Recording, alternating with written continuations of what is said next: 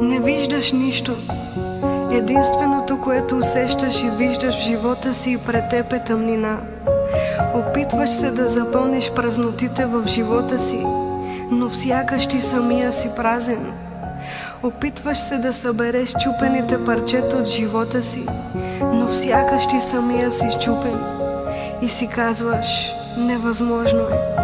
Невъзможно е да се събера. Невъзможно е да се изправя и да продължа.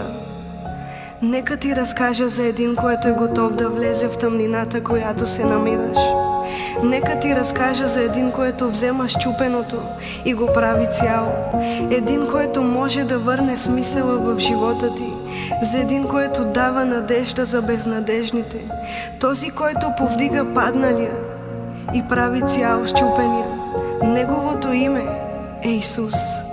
И ако Той направи всичко това за мен, може да го направи и за теб. Може да го направи и за теб.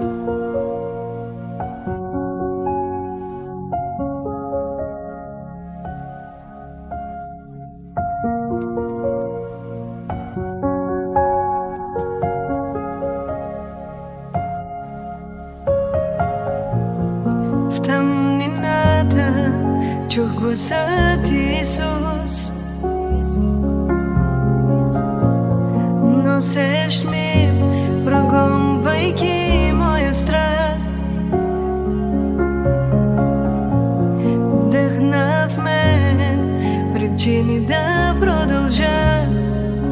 Затова те хваля днес, Исус. В присъствието ти аз съм цял.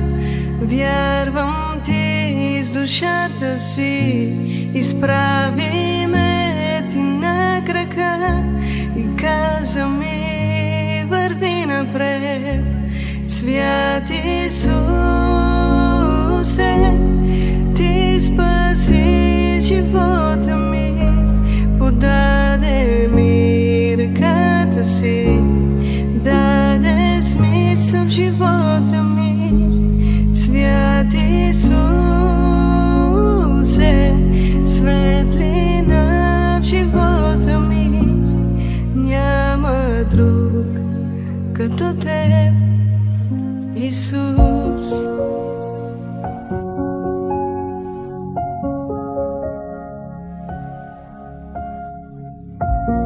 Правиш път сред морето дори. Няма нищо невъзможно за теб.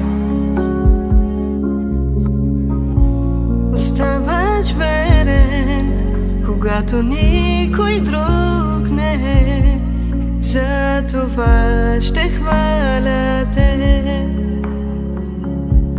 Присъствието ти аз съм цял. Вярвам ти с душата си. Изправи ме ти на крака и каза ми: върви напред. Свят Исусе,